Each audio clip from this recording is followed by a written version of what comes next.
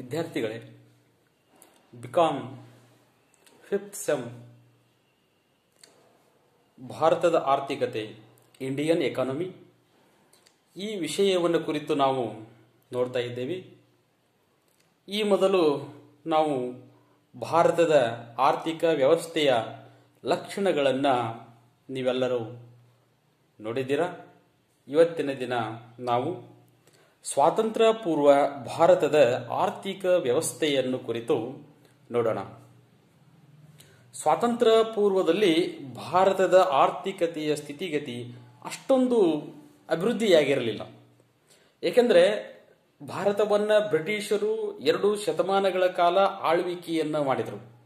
ಹೀಗಾಗಿ 1947 ಆಗಸ್ಟ್ 15 ಸ್ವಾತಂತ್ರ್ಯ ಸಿಗುವವರೆಗೂ ಭಾರತದಲ್ಲಿ ಬ್ರಿಟಿಷರು ಆಳ್ವಿಕೆ ಮಾಡುತ್ತಿದ್ದರಿಂದ ದೇಶದ ಆರ್ಥಿಕ ವ್ಯವಸ್ಥೆಯಲ್ಲಿ ಯಾವುದೇ ರೀತಿಯ ಬದಲಾವಣೆ ಆಗಲಿಲ್ಲ. ಬ್ರಿಟಿಷರ ಆಳ್ವಿಕೆಯಲ್ಲಿ ಅವರ ಮುಖ್ಯ ಉದ್ದೇಶ ಏನಾಗಿತ್ತು ಅಂತಂದ್ರೆ ಭಾರತದ ಆರ್ಥಿಕ ವ್ಯವಸ್ಥೆಯನ್ನು ಸುಧಾರಿಸುವುದಾಗಿರಲಿಲ್ಲ. ಅವರ ಮುಖ್ಯ ಉದ್ದೇಶ ಈ ದೇಶದಲ್ಲಿರುವ ಕಚ್ಚಾ ಸರಕುಗಳನ್ನು ತಮ್ಮ ರಾಷ್ಟ್ರಕ್ಕೆ ಸಾಗಿಸುವುದರ ಮೂಲಕ ಇಂಗ್ಲೆಂಡ್ ಅನ್ನ ಆರ್ಥಿಕವಾಗಿ ಅಭಿವೃದ್ಧಿಪಡಿಸಬೇಕು ಅನ್ನುವಂಥದ್ದು ಅವರ ಉದ್ದೇಶವಾಗಿತ್ತು. ಹಾಗಾದರೆ ಸ್ವಾತಂತ್ರ್ಯ ಪೂರ್ವದಲ್ಲಿ ಭಾರತದ ಆರ್ಥಿಕ ವ್ಯವಸ್ಥೆಯನ್ನು ನಾವು ತಿಳಿಯಬೇಕಾದರೆ ಅದರಲ್ಲಿ ನಂಬರ್ 1 ಪಾಯಿಂಟ್ ವಸಾಹತುಶಾಹಿ ಆಳ್ವಿಕೆಯಲ್ಲಿ ಭಾರತದ ಆರ್ಥಿಕ ಸ್ಥಿತಿ, ಇದನ್ನ ನಾವು ನೋಡೋಣ.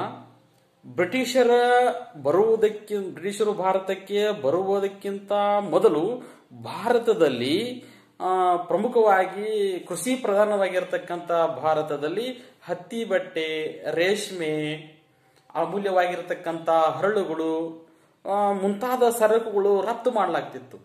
ಆದರೆ ಬ್ರಿಟಿಷರ ಆಗಮನದಿಂದಾಗಿ ಇಂತಹ ವ್ಯಾಪಾರ ಏನಾಯಿತು ಅಂತಂದ್ರೆ ನಿಂತು ಹೋಯಿತು. ಹೀಗಾಗಿ ಬ್ರಿಟಿಷರ ಆಗಮನದ ನಂತರದ ಸ್ಥಿತಿಗತಿಗಳಲ್ಲಿ ಸಾಕಷ್ಟು ಬದಲಾವಣೆಗಳು ಕಂಡು ಬಂದರೂ ಹೀಗೆ ಕಚ್ಚಾ ಸರಕುಗಳನ್ನ ರಫ್ತು ಮಾಡುವ ದೇಶವಾಗಿ ಭಾರತವ ಉಳಿಯಿತು. ಹೀಗೆ ಬ್ರಿಟಿಷರು ಆಳ್ವಿಕೆಯಲ್ಲಿ ಭಾರತದ ಆರ್ಥಿಕತೆಯ ಸ್ಥಿತಿಗತಿಗಳು ಏನಾಗಲಿಲ್ಲ ಅಂದ್ರೆ ಬಹಳಷ್ಟು ಸುಧಾರಣೆ ಆಗಲಿಲ್ಲ.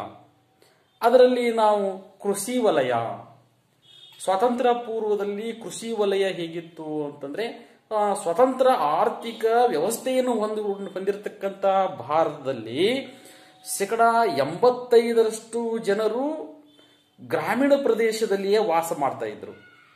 85% ಜನರು ಗ್ರಾಮೀಣ ಪ್ರದೇಶದಲ್ಲಿ ವಾಸ ಮಾಡ್ತಕ್ಕಂತಹ ಜನರ ಮುಖ್ಯ ಉದ್ಯೋಗ ಏನಾಗಿತ್ತು ಅಂತಂದ್ರೆ ಕೃಷಿಯೇ ಅವರ ಮುಖ್ಯ ಉದ್ಯೋಗವಾಗಿತ್ತು. ಹೀಗಾಗಿ ಬ್ರಿಟಿಷರು ಭಾರತವನ್ನ ಆಳ್ವಿಕೆ ಮಾಡುವ ಸಂದರ್ಭದಲ್ಲಿ ಕೃಷಿಯ ಮೇಲೆ ಅನೇಕ ರೀತಿಯಾಗಿರತಕ್ಕಂಥ ಕೆಲವು ಕಠಿಣ ಕ್ರಮಗಳನ್ನು ಕೈಗೊಳ್ತಾ ಬಂದರು. ಅಂದ್ರೆ ರೈತರಿಂದ ತೆರಿಗೆಗಳನ್ನು ವಸೂಲಿ ಮಾಡುವುದಕ್ಕಾಗಿ ಜಮೀನ್ದಾರಿ ಪದ್ಧತಿ, ಮಹಲ್ವಾರಿ ಪದ್ಧತಿ, ರೈತವಾರಿ ಪದ್ಧತಿ, ಇಂತಹ ಪದ್ಧತಿಗಳನ್ನ ಜಾರಿಗೆ ತರುವುದರ ಮೂಲಕ ರೈತರಿಂದ ಅತಿ ಹೆಚ್ಚು ತೆರಿಗೆಗಳನ್ನು ವಸೂಲಿ ಮಾಡಲಿಕ್ಕೆ ಪ್ರಾರಂಭಿಸಿದರು. ಹೀಗಾಗಿ ಕೃಷಿಯ ಅಭಿವೃದ್ಧಿಯ ಕಡೆಗೆ ಯಾವುದೇ ರೀತಿಯ ಗಮನವನ್ನು ಅವರು ಹರಿಸಲಿಲ್ಲ. ರಸಗೊಬ್ಬರವನ್ನು ಪೂರೈಸುವುದರಾಗಲಿ, ಮತ್ತೆ ಯಂತ್ರೋಪಕರಣಗಳನ್ನು ಕೃಷಿಯ ಅಭಿವೃದ್ಧಿಗಾಗಿ ಅಭಿವೃದ್ಧಿಪಡಿಸುವುದಾಗಲಿ, ನೀರಾವರಿ ಸೌಲಭ್ಯಗಳನ್ನು ಒದಗಿಸುವುದಾಗಲಿ, ಇಂತಹ ಕೃಷಿಯನ್ನು ಅಭಿವೃದ್ಧಿಪಡಿಸಲಿಕ್ಕೆ ಬೇಕಾಗತಕ್ಕಂತಹ ಯಾವುದೇ ಸೌಕರ್ಯಗಳನ್ನು ಬ್ರಿಟಿಷರು ಏನು ಮಾಡಲಿಲ್ಲಪ್ಪ ಅಂತಂದ್ರೆ ರೈತರಿಗೆ ನೀಡಲಿಲ್ಲ. ಮತ್ತೆ ಅವ್ರು ಏನು ಮಾಡಿದರು ಅಂತಂದ್ರೆ ನಮ್ಮ ದೇಶದಲ್ಲಿ ಮೊದಲಿಂದಲೂ ರೈತರೆಲ್ಲ ಆಹಾರ ಧಾನ್ಯಗಳನ್ನು ಹೆಚ್ಚು ಉತ್ಪಾದನೆ ಮಾಡ್ತಾ ಇದ್ರು. ಆದ್ರೆ ಬ್ರಿಟಿಷರು ರೈತರಿಗೆ ವಾಣಿಜ್ಯ ಬೆಳೆಗಳನ್ನು ಬೆಳೆಯುವುದಕ್ಕಾಗಿ ಹೆಚ್ಚು ಪ್ರೋತ್ಸಾಹವನ್ನು ನೀಡಿದರು. ಇಂಡಿಗೋ ಅಂತಕ್ಕಂಥ ನೀಲಿ ಬೆಳೆಯನ್ನು ಬೆಳೆಯುವುದಕ್ಕೆ ಮತ್ತೆ ಬೇರೆ ಇತರ ವಾಣಿಜ್ಯ ತಮ್ಮ ಇಂಗ್ಲೆಂಡ್ ದೇಶದ ಕೈಗಾರಿಕೆಗಳಿಗೆ ಬೇಕಾಗತಕ್ಕಂತಹ ಏನು ಕಚ್ಚಾ ವಸ್ತುಗಳು ಬೇಕಲ್ಲ ಅಂತ ವಸ್ತುಗಳನ್ನ ಬೆಳೆಯುವುದಕ್ಕೆ ಹೆಚ್ಚು ಪ್ರೋತ್ಸಾಹವನ್ನು ನೀಡಿದರೆ ಹೊರತು ದೇಶದ ರೈತರ ಬಗ್ಗೆ ಯಾವುದೇ ರೀತಿಯಾಗಿರ್ತಕ್ಕಂಥ ಸುಧಾರಣೆಗಳನ್ನು ಜಾರಿಗೆ ತರಲಿಲ್ಲ. ಹೀಗಾಗಿ ವಾಣಿಜ್ಯ ಬೆಳೆಗಳನ್ನು ರೈತರು ಹೆಚ್ಚು ಬೆಳೀತಾ ಹೋಯಿದ್ರು. ದೇಶದಲ್ಲಿ ಆಹಾರದ ಸಮಸ್ಯೆ ಅನ್ನುವಂಥದ್ದು ಹುಟ್ಟುಕೊಳ್ಳಲಿಕ್ಕೆ ಕಾರಣವಾಯಿತು. ಹೀಗೆ ಬ್ರಿಟಿಷರ ಆಳ್ವಿಕೆಯಲ್ಲಿ ಸ್ವತಂತ್ರ ಪೂರ್ವದಲ್ಲಿ ಕೃಷಿಯಲ್ಲಿ ಯಾವುದೇ ರೀತಿಯಾಗಿರತಕ್ಕಂತಹ ಅಭಿವೃದ್ಧಿಯನ್ನು ನಾವು ಕಾಣಲಿಲ್ಲ. ನೆಕ್ಸ್ಟ್ ಇನ್ನು ಸೆಕೆಂಡ್ ಪಾಯಿಂಟ್, ಥರ್ಡ್ ಪಾಯಿಂಟ್, ಕೈಗಾರಿಕಾ ವಲಯ. ಭಾರತದಲ್ಲಿ ಮೊದಲಿಂದಲೂ ಸಹಿತ ಪ್ರಾಚೀನ ಕಾಲದಿಂದಲೂ ಅನೇಕ ಸಣ್ಣ ಮತ್ತು ಗುಡಿ ಕೈಗಾರಿಕೆಗಳು ಅಸ್ತಿತ್ವದಲ್ಲಿರತಕ್ಕಂಥದ್ದನ್ನು ನಾವು ನೋಡ್ತಾ ಇದ್ದೇವೆ. ಹೀಗೆ ಮೊದಲಿಂದಲೂ ಇರತಕ್ಕಂಥ ಸಣ್ಣ ಮತ್ತು ಗುಡಿ ಕೈಗಾರಿಕೆಗಳು ಸಾಕಷ್ಟು ದೇಶದಲ್ಲಿ ಅಭಿವೃದ್ಧಿ ಹೊಂದಿದವು. ಆದರೆ ಬ್ರಿಟಿಷರ ಆಗಮನದ ನಂತರ ಬ್ರಿಟಿಷರು ಇಂತಹ ಸಣ್ಣ ಮತ್ತು ಗುಡಿ ಕೈಗಾರಿಕೆಗಳಿಗೆ ಯಾವುದೇ ರೀತಿಯಾಗಿರ್ತ ಅಭಿವೃದ್ಧಿಪಡಿಸಲು ಯಾವುದೇ ಕ್ರಮಗಳನ್ನು ಕೈಗೊಳ್ಳಲಿಲ್ಲ. ಹೀಗಾಗಿ ನಮ್ಮ ದೇಶದಲ್ಲಿ ಕೈಗಾರಿಕೆಗಳನ್ನು ಅಭಿವೃದ್ಧಿಪಡಿಸದೆ ಅವರು ತಮ್ಮ ಮಾತೃ ದೇಶವಾಗಿರತಕ್ಕಂಥ ಇಂಗ್ಲೆಂಡ್ನಲ್ಲಿರ್ತಕ್ಕಂಥ ಕೈಗಾರಿಕೆಗಳನ್ನ ಅಭಿವೃದ್ಧಿಪಡಿಸುವುದಕ್ಕಾಗಿ ಅವರು ಇಲ್ಲಿರ್ತಕ್ಕಂಥ ಕಚ್ಚಾ ವಸ್ತುಗಳನ್ನ ತಮ್ಮ ದೇಶಗಳಿಗೆ ಏನ್ ಮಾಡಿದ್ರಪ್ಪ ಅಂದ್ರೆ ರಫ್ತು ಮಾಡುವುದರ ಮೂಲಕ ಆ ಇಂಗ್ಲೆಂಡ್ ದೇಶದಲ್ಲಿ ತಯಾರಿಸಿರ್ತಕ್ಕಂತಹ ಕೈಗಾರಿಕೆಗಳಲ್ಲಿ ಸಿದ್ಧಪಡಿಸಿರ್ತಕ್ಕಂತಹ ಸರಕುಗಳನ್ನು ಭಾರತದಲ್ಲಿ ಮಾರಾಟ ಮಾಡುವುದರ ಮೂಲಕ ಭಾರತವನ್ನು ಒಂದು ಮಾರುಕಟ್ಟೆಯನ್ನಾಗಿ ಬ್ರಿಟಿಷರು ಮಾಡಿದರು ಅಂತಕ್ಕಂಥದ್ದು ನಮಗೆ ತಿಳಿದು ಬರ್ತದೆ. ಇದರಿಂದಾಗಿ ದೇಶದಲ್ಲಿ ತಲೆತಲಾಂತರಗಳಿಂದ ಬಂದಿರತಕ್ಕಂತಹ ಸಣ್ಣ ಮತ್ತು ಗುಡಿ ಕೈಗಾರಿಕೆಗಳು, ಕರಕುಶಲ ಕೈಗಾರಿಕೆಗಳು ಏನಾದವು ಅಂದ್ರೆ ನಾಶವಾಗಲಿಕ್ಕೆ ಕಾರಣವಾಯಿತು. ಅದನ್ನೇ ನೆಚ್ಚಿಕೊಂಡಿರ್ತಕ್ಕಂತಹ ಅನೇಕ ಜನರು ನಿರುದ್ಯೋಗಿಗಳಾದರು ಅಂತಕ್ಕಂಥದ್ದು ನಮಗೆ ಕಂಡು ಬರ್ತದೆ.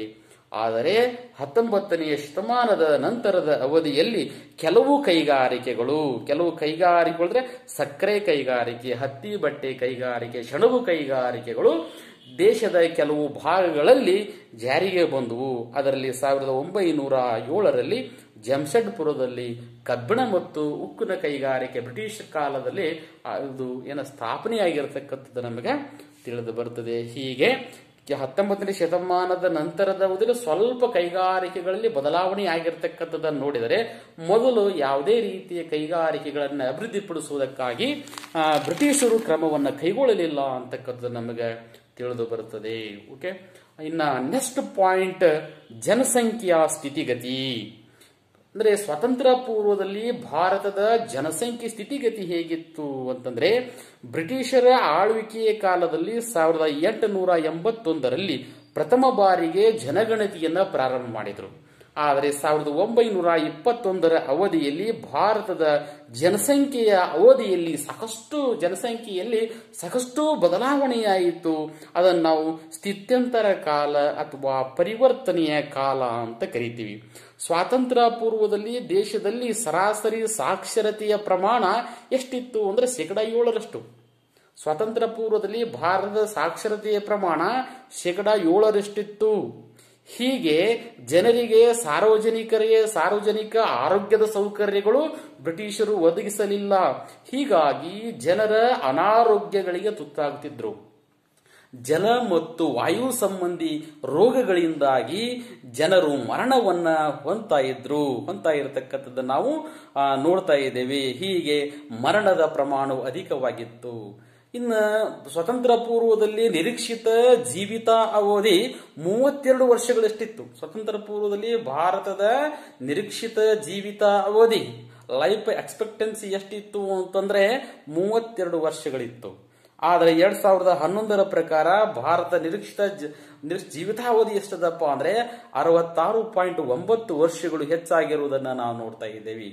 ಅದೇ ರೀತಿಯಲ್ಲಿ ಬಡತನದ ಪ್ರಮಾಣವು ಸ್ವತಂತ್ರ ಪೂರ್ವದಲ್ಲಿ ಬಹಳಷ್ಟು ಏನಪ್ಪಾ ಅಂತಂದ್ರೆ ಬಡತನದ ಪ್ರಮಾಣ ಹೆಚ್ಚಿತ್ತು. ಬಡತನವನ್ನ ಒಂದು ಸಮಸ್ಯೆಯನ್ನು ನಿವಾರಿಸುವುದಕ್ಕಾಗಿ ಬ್ರಿಟಿಷರು ಯಾವುದೇ ಕ್ರಮವನ್ನ ಕೈಗೊಳ್ಳಲಿಲ್ಲ. ಹೀಗಾಗಿ ಭಾರತದಲ್ಲಿ ಆಗಿನ ಸಂದರ್ಭದಲ್ಲಿ ಜನರು ನಿಕೃಷ್ಟ ಬಡತನದ ಜೀವನವನ್ನು ಕಳೆಯುವಂತಾಗಿತ್ತು ಅಂತಕ್ಕಂಥದ್ದು ನಮ್ಗೆ ತಿಳಿದು ಬರುತ್ತದೆ. ಓಕೆ, ಇನ್ನ ನೆಕ್ಸ್ಟ್ ಪಾಯಿಂಟ್, ಇನ್ನ ಸ್ವತಂತ್ರ ಪೂರ್ವದಲ್ಲಿ ಇನ್ನ ಉದ್ಯೋಗದ ರಚನೆ ಹೇಗಿತ್ತು. ನೆಕ್ಸ್ಟ್ ಪಾಯಿಂಟ್, ಉದ್ಯೋಗದ ರಚನೆ ಅಂದ್ರೆ ವಸಾಹತುಶಾಹಿ ಆಳ್ವಿಕೆಯಲ್ಲಿ ಉದ್ಯೋಗವನ್ನ ಅಭಿವೃದ್ಧಿಪಡಿಸುವುದರ ಕುರಿತಾಗಿ ದೇಶದಲ್ಲಿರುವ ಜನರಿಗೆ ಹೆಚ್ಚು ಉದ್ಯೋಗ ಅವಕಾಶಗಳನ್ನು ಒದಗಿಸುವುದರ ಕುರಿತು ಬ್ರಿಟಿಷರು ಯಾವುದೇ ರೀತಿಯ ಕ್ರಮವನ್ನು ಕೈಗೊಳ್ಳಲಿಲ್ಲ. ಹೀಗಾಗಿ ಅತಿ ಹೆಚ್ಚು ಜನರು ಏನಾಗಿದ್ರು ಅಂತಂದ್ರೆ, ಭಾರತವು ಕೃಷಿ ಪ್ರಧಾನವಾಗಿರತಕ್ಕಂಥ ರಾಷ್ಟ್ರವಾಗಿದ್ದು 70% ರಿಂದ 75% ಜನರು ಕೃಷಿಯನ್ನೇ ಅವಲಂಬಿಸಿದ್ದರು. ಪ್ರಾಥಮಿಕ ವಲಯವಾಗಿರತಕ್ಕಂಥ ಕೃಷಿಯ ವಲಯದಲ್ಲಿ 70% ಜನರು ಕೃಷಿಯನ್ನು ಅವಲಂಬಿಸಿದರು.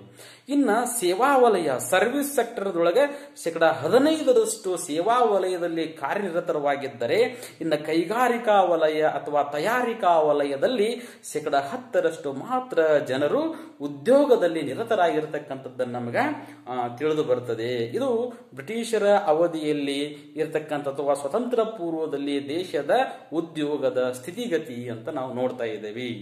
ಇನ್ನ ನೆಕ್ಸ್ಟ್ ಸ್ವತಂತ್ರ ಪೂರ್ವದಲ್ಲಿ ದೇಶದ ಒಂದು ಮೂಲ ಸೌಕರ್ಯಗಳು ಹೇಗಿದ್ವು. ನೆಕ್ಸ್ಟ್ ಪಾಯಿಂಟ್, ಮೂಲ ಸೌಕರ್ಯಗಳ ಸ್ಥಿತಿಗತಿಗಳು.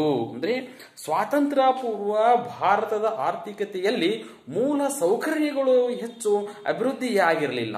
ಅಂದ್ರೆ ನೀರಾವರಿ ಸೌಕರ್ಯಗಳಿರಬಹುದು, ವಿದ್ಯುತ್ ಇರಬಹುದು, ನೆಕ್ಸ್ಟ್ ಏನಪ್ಪಾ ಅಂದ್ರೆ ರಸ್ತೆ ಮಾರ್ಗಗಳು, ರೈಲ್ವೆ ಮಾರ್ಗಗಳು, ಇವು ಹೆಚ್ಚು ಅಭಿವೃದ್ಧಿ ಆಗಿರಲಿಲ್ಲ. ಯಾಕಂದ್ರೆ ಕೆಲವೊಂದನ್ನು ನಾವು ನೋಡ್ತಾ ಇದ್ದೀವಿ. ರೈಲು ಸಾರಿಗೆ, ಜಲ ಸಾರಿಗೆ, ಅಂಚೆ, ತಂತಿ ಸೌಕರ್ಯಗಳು ಬ್ರಿಟಿಷರ ಕಾಲದಲ್ಲಿ ಅಭಿವೃದ್ಧಿಯಾದವು. ರೈಲ್ವೆ ಸಾರಿಗೆ ಅಭಿವೃದ್ಧಿ ಆಯಿತು, ಸಮುದ್ರ ಸಾರಿಗೆ ಅಭಿವೃದ್ಧಿ ಆಯಿತು, ಅಂಚೆ ತಂತಿ ಸೌಕರ್ಯಗಳು ಅಭಿವೃದ್ಧಿ ಆದವು. ಆದರೆ ಇದರಿಂದ ಭಾರತೀಯರಿಗೆ ಯಾವುದೇ ರೀತಿಯ ಉಪಯೋಗವಾಗಲಿಲ್ಲ. ಇಂಥವು ಎಲ್ಲವೂ ಯಾರಿಗೆ ಅನುಕೂಲವಾಗಿತ್ತು ಅಂತಂದ್ರೆ ಬ್ರಿಟಿಷರು ತಮಗೆ ಅನುಕೂಲವಾಗುವಂತೆ ರೈಲ್ವೆ ಮಾರ್ಗಗಳನ್ನು ಹಾಕಿಕೊಂಡ್ರು, ರಸ್ತೆ ಮಾರ್ಗಗಳನ್ನು ಹಾಕಿಕೊಂಡ್ರು, ಮತ್ತೆ ಅಂಚೆ ತಂತಿ ವ್ಯವಸ್ಥೆಗಳನ್ನ ಜಾರಿಗೆ ತಂದ್ರು. ಇದು ಬ್ರಿಟಿಷರಿಗೆ ಏನಪ್ಪಾ ಅಂದ್ರೆ ಹೆಚ್ಚು ಅನುಕೂಲವಾಗುವಂತೆ ಅವರು ತಮ್ಮ ಇಂಥ ಮೂಲ ಸೌಕರ್ಯಗಳ ರಚನೆ ಮಾಡಿಕೊಂಡ್ರು. 1850ರಲ್ಲಿ ಬ್ರಿಟಿಷರು ಭಾರತದಲ್ಲಿ ರೈಲು ಸಾರಿಗೆಯನ್ನ ಅಭಿವೃದ್ಧಿಪಡಿಸಿದರು. ಇದರಿಂದಾಗಿ ಏನಾಯಿತು ಅಂತಂದ್ರೆ ವಿದೇಶಿ ವ್ಯಾಪಾರ ಅತಿ ಹೆಚ್ಚಿನ ವೇಗವಾಗಿ ವಿದೇಶಿ ವ್ಯಾಪಾರ ಜರುಗುವಂತೆ ಇಂತಹ ಒಂದು ವ್ಯವಸ್ಥೆ ಏನಪ್ಪಾ ಅಂತಂದ್ರೆ ಅವರು ಮಾಡಿಕೊಂಡ್ರು. ಇನ್ನ ಬಂದರುಗಳು ಅಭಿವೃದ್ಧಿ ಆದವು, ಜಲಸಾರಿಗೆ ಅಭಿವೃದ್ಧಿ ಆಯಿತು. ಇಷ್ಟೆಲ್ಲ ಬದಲಾವಣೆ, ಅಂಚೆಯ ತಂತಿ ವ್ಯವಸ್ಥೆಗಳು ಬದಲಾವಣೆ ಆದವು. ಬ್ರಿಟಿಷರು ತಮಗೆ ಅನುಕೂಲಕ್ಕೆ ತಕ್ಕಂತೆ ಇಂಥವುಗಳನ್ನು ಮಾಡಿಕೊಂಡರು. ದೇಶದ ಜನರಲ್ಲಿ ಇದು ಒಗ್ಗಟ್ಟನ್ನು ಮೂಡಿಸಲಿಕ್ಕೆ ಪ್ರಾರಂಭವಾಯಿತು, ಐಕ್ಯತೆಯ ಭಾವನೆಯನ್ನು ಬೆಳೆಸಲಿಕ್ಕೆ ಇದು ಕಾರಣವಾಗಿರತಕ್ಕಂಥದ್ದು ಅಂತ ನಮಗೆ ತಿಳಿದು ಬರ್ತದೆ. ಓಕೆ, ಇಷ್ಟು ನಮಗ ಸ್ವಾತಂತ್ರ್ಯ ಪೂರ್ವದಲ್ಲಿ ಭಾರತದ ಆರ್ಥಿಕ ವ್ಯವಸ್ಥೆ ಅಂತಕ್ಕಂಥ ವಿಷಯವನ್ನ ನಾವು ನೋಡಿದ್ದೀವಿ. Okay, thank you.